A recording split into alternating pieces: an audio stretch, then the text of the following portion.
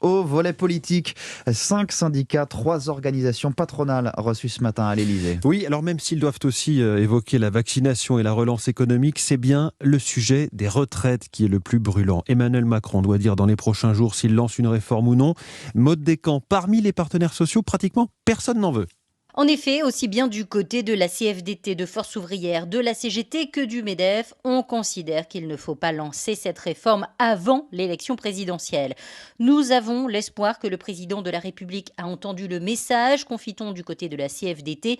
C'est un sujet complexe, il faut prendre le temps, ajoute-t-on, mais du côté de l'Élysée, on semble bien miser sur un premier volet de cette réforme avant l'élection. Et le principal point de blocage, Maud, c'est le recul de l'âge de départ à la retraite qui serait porté à 64 ans.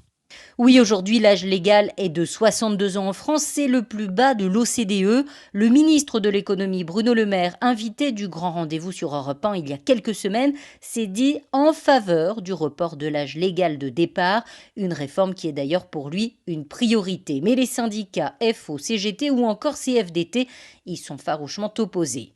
Autre possibilité étudiée par l'exécutif, accélérer le calendrier de la réforme Touraine, réforme votée en 2014 et qui prévoit de passer la durée de cotisation pour une retraite à taux plein de 41 annuités et 3 trimestres aujourd'hui à 43 annuités en 2032.